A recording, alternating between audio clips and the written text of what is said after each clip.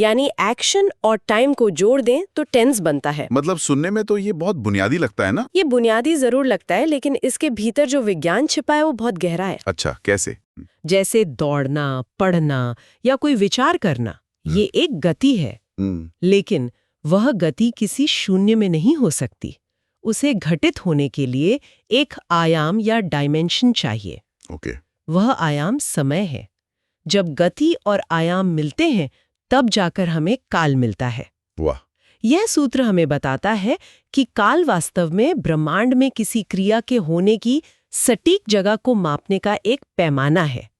और आपको पता है, ब्लूप्रिंट में इस पूरे विज्ञान को 14 अलग-अलग सूत्रों में बांटा गया है। 14? हाँ, वर्तमान काल के 5 भेद, भूतकाल के 6 भेद और भविष्यकाल के 3 भेद। एक मिनट, अगर हम इसे भूगोल या नेविगेशन के नजरिए से देखें तो ये बिल्कुल किसी जीपीएस के एक्स और वाई कोऑर्डिनेट्स की तरह काम कर रहा है। बिल्कुल सही पकड़ा आपने।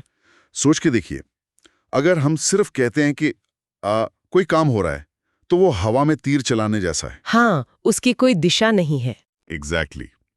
लेकिन जैसे ही हम क्रिया यानी एक्स और समय यानी वाई को मिलाते हैं तो हम समय के एक विशाल नक्शे पर एक बिल्कुल सटीक पिन ड्रॉप कर देते हैं।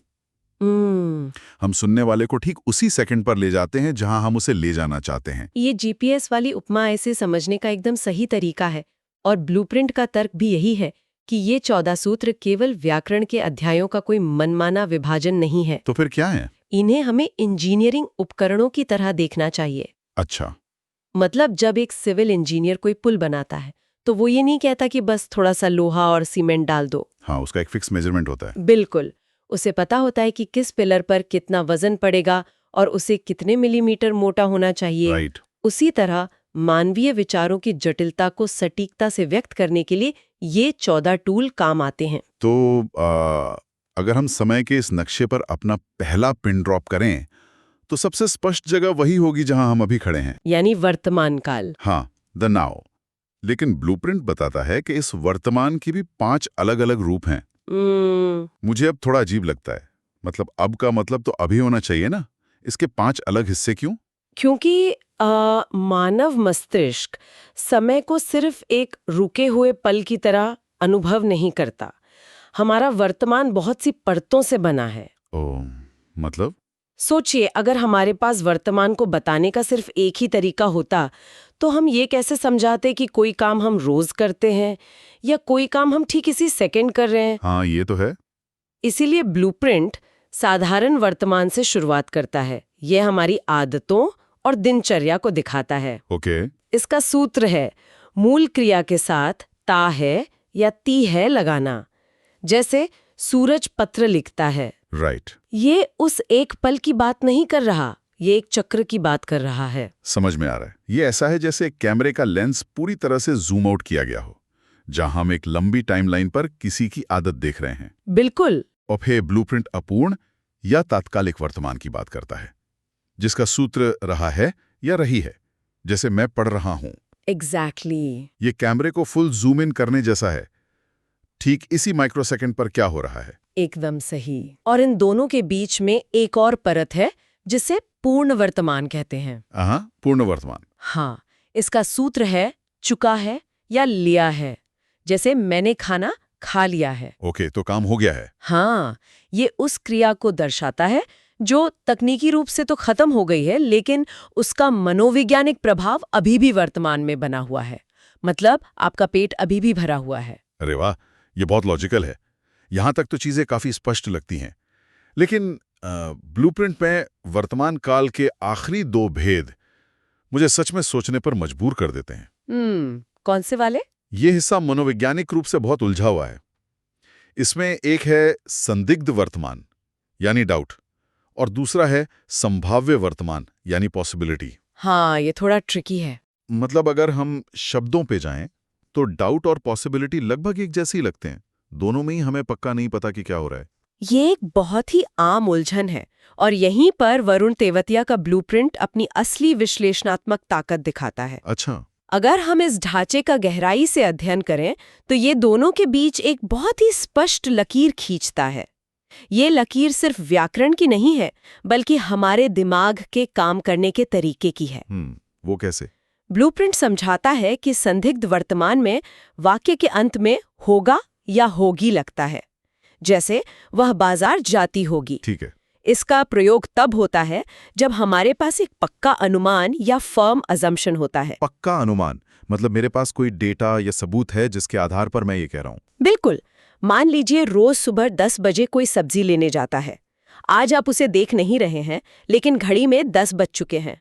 हाँ। भाव्य वर्तमान क्या है? संभाव्य वर्तमान में हम शायद के साथ हो या होंगे का इस्तेमाल करते हैं, जैसे शायद वे जा रहे हों। यहाँ शर्लॉक होम्स वाला कोई लॉजिक नहीं है। यहाँ आप बस हवा में एक तीर छोड़ रहे हैं। आपके पास कोई ठोस आधार नहीं है, बस एक विचार है कि ऐसा हो सकता है। ये महज एक अनुमान है, एक गैस है। यार ये बहुत ही सूक्ष्म लेकिन जरूरी अंतर है। इसका मतलब है कि जब हम हिंदी में बात करते हैं तो हम सिर्फ ये नहीं बताते कि कोई काम हो रहा है या नहीं। हाँ, बिल्कुल नहीं। हम अपने वाक्य के अंत में लगने वाले शब्दों के जरिए सामने वाले को ये भी बता रहे होते हैं कि हमारे दिमाग में उस जानकारी को लेकर कितना कॉन्फिडेंस है। मतलब हम अपना कॉन्फिडेंस लेवल भी ब्रॉडकास्ट कर रहे हैं। यही कारण है कि इसे एक ब्लूप्रिंट कहा गया है। ये भाषा की मनोवैज्ञानिक गहराई को डिकोड करता है। सही बात है। हमारी भाषा हमारे विश्वास के स्तर को कितने गणितीय तरीके से शब्दों में ढाल देती है, ये उसका एक बेहतरीन उदाहरण है। वर्तमान के जूम लेंस और मनोविज्ञान को समझने के बाद अगर हम समय के नक्शे पर पीछे की तरफ जाएं, यानी भूतकाल की ओर, तो चीजें और भी पेचीदा हो जाती हैं। हाँ, भूतकाल हमेशा से जटिल रहा है, क्योंकि जो समय बीत गया उस पर हमारा कोई नियंत्रण नहीं है। और ब्लूप्रिंट के अनुसार इस भूतकाल के 6 अलग-अलग रूप हैं। भूतकाल का गणित इसलिए ज्यादा जटिल है क्योंकि जो समय बीत गया उसे हम अलग-अलग दूरियों से देखते हैं। हमारी याददाश्त के अलग-अलग स्तर होते हैं। अच्छा, जैसे एक पूर्ण भूतकाल है जो बहुत समय पहले घटित हो चुका है और पूरी तरह खत्म है। इसका सूत्र है था, थी, थे। जैसे राम ने अखबार पढ़ा था। हाँ, ये तो सिंपल है। बिल्कुल। और एक साधारण भूतकाल भी है जहां हम समय की सटीक दूरी नहीं बताते, बस ये बताते हैं कि काम हुआ, जैसे राम ने अखबार पढ़ा।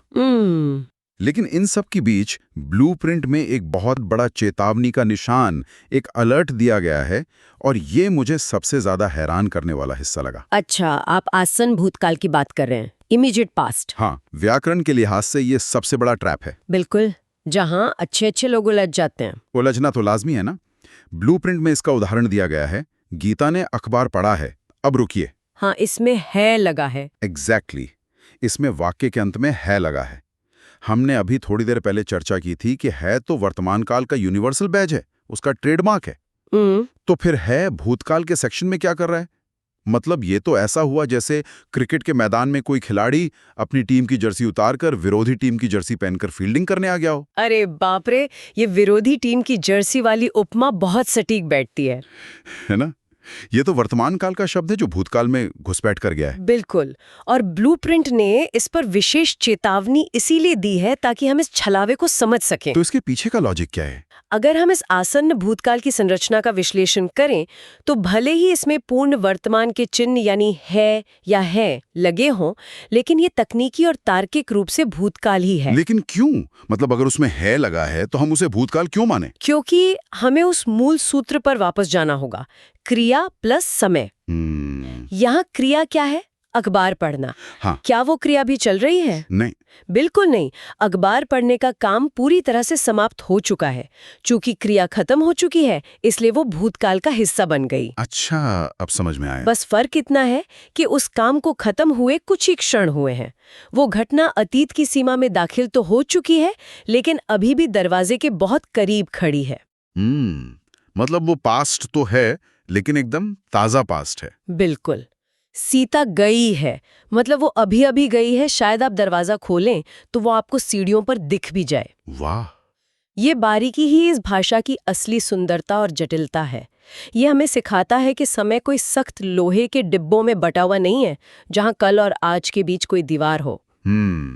समय एक प्रवाह है, एक नदी की तरह, और आसन भूतकाल उस प्रवाह के बिल्कुल किनारे पर बैठकर काम करता है, जहां अतीत और वर्तमान आपस में मिलते हैं। यार ये एक बहुत ही विजुअल तरीका है इसे समझने का। तो जो बीत गया उसकी हमने पूरी तरह से चीर फाड़ कर ली है। बिल्कुल। वर्तमान और भूतकाल के इस चक्रव्यूह से बाहर निकलकर अब हम उस क्षेत्र में चलते हैं जो अभी कोरी स्लेट है, यानी भविष्यकाल। भविष्यकाल के 3 भेद बताए गए हैं। भविष्यकाल की संरचना तुलनात्मक रूप से थोड़ी सरल लगती है क्योंकि वो अभी घटित नहीं हुआ है। हाँ, पहला सामान्य भविष्य है जिसका सूत्र गा गी गे है, जैसे वो नहाने जाएगा। ओके। दूसरा संभाव्य भविष्य है जहां किसी काम के होने की संभावना जताई जाती है, जैसे शायद आज बारिश आ जाए। लेकिन इसके बाद ब्लूप्रिंट एक ऐसी श्रेणी की बात करता है जो व्याकरण की सामान्य समझ से बहुत आगे की चीज लगती है। अच्छा। हाँ, इसका तकनीकी नाम दिया गया है हेतु हेतुमद, मतलब कंडीशनल। हाँ, हेतु हेतुमद। जब मैंने पहली बार ये भारी भरकम शब्द देखा तो लगा कि ये कोई बहुत पुराना जटिल संस्कृत का मंत्र होगा। लेकिन जब ब्लूप्रिंट इसकी व्याख्या करता है तो ये किसी साइंस फिक्शन फिल्म के कॉन्सेप्ट जैसा लगता है। हेतु हेतुमद शब्द भारी जरूर है, लेकिन इसका अर्थ बहुत सीधा है, निर्भरता या शर्त। यह काल का वह हिस्सा है जो बताता है कि एक घटना दूसरी घटना के बिना नहीं हो सकती। यह भूतकाल और भविष्यकाल दोनों में मौजूद है। अच्छा, दोनों में? हाँ, अगर हम हेतु हेतुमद भूतकाल की बात करें तो उसका सूत्र है अगर और तो। जैसे ब्लूप्रिंट में उदाहरण है, अगर वो बुलाती तो मैं जरूर जाता। बिल्कुल। यहाँ आप एक ऐसी चीज के बारे में बात कर रहे हैं जो कभी हुई ही नहीं। ये बीते हुए समय में एक शर्त थी जो पूरी नहीं हुई, इसलिए उसका परिणाम भी नहीं निकला। तो अगर हम इसे आधुनिक नजरिए से देखें तो क्या ये हेतु हेतुमद मूल रूप से भाषा का अपना मल्टीवर्स या ऑल्टरनेट रियलिटी है? कैसे? क्योंकि हम इस काल का इस्तेमाल करके एक ऐसी वास्तविकता का निर्माण कर रहे हैं जो असल में वजूद में है ही नहीं। मतलब हम उन संभावनाओं की बात कर रहे हैं जो किसी दूसरे ब्रह्मांड में शायद सच हो सकती थी। अरे वाह, ये मल्टीवर्स वाली सोच इसे समझने का एक बहुत ही उन्नत तरीका है। आप सचमुच एक समानांतर ब्रह्मांड की कल्पना कर रहे होते हैं जहां अतीत में एक अलग निर्णय लिया गया था। बिल्कुल। और यही निर्भरता भविष्य में भी काम करती है। हेतु हेतुमद भविष्यकाल का सूत्र है यदि और तो। जैसे यदि बारिश होगी तो फसल अच्छी होगी। मतलब भविष्य में एक ताला लगा हुआ है और बारिश उसकी चाबी है। एग्जैक्टली। और लल चाबी घूमी तभी भविष्य का वो विशिष्ट दरवाजा खुलेगा, वरना हम किसी दूसरे भविष्य की ओर चले जाएंगे। एकदम सटीक। इसीलिए वरुण तेवतिया के ब्लूप्रिंट में इस काल को समझाने के लिए एक चेन लिंक या जंजीर की कड़ियों के प्रतीक का इस्तेमाल किया गया है। यह काल हमें यह एहसास दिलाता है कि समय सिर्फ एक के बाद एक होने वाली घटनाओं की कोई बेतरतीब सूची नहीं है। हाँ। हर घटना दूसरी घटना से जंजीर की तरह जुड़ी हुई है या कार्य कारण संबंध या कॉज एंड इफेक्ट को स्थापित करता है। यार ये मुझे कोडिंग या कंप्यूटर प्रोग्रामिंग की याद दिला रहा है। अच्छा? हाँ, जो लोग कोडिंग करते हैं वो इफ एल्स स्टेटमेंट्स के बारे में बहुत अच्छे से जानते हैं। मतलब अगर ऐसा हुआ तो ये कमांड रन करो, वरना कोई और कमांड रन करो। ये एक शानदार तुलना है। तार्किक सोच या लॉजिकल रीजनिंग के लिए समझना सबसे जरूरी है कि ए के होने से ही बी होगा। बिल्कुल। आप कह सकते हैं कि ये हेतु हेतुमत काल वास्तव में हमारी भाषा का अपना inbuilt if else coding structure है।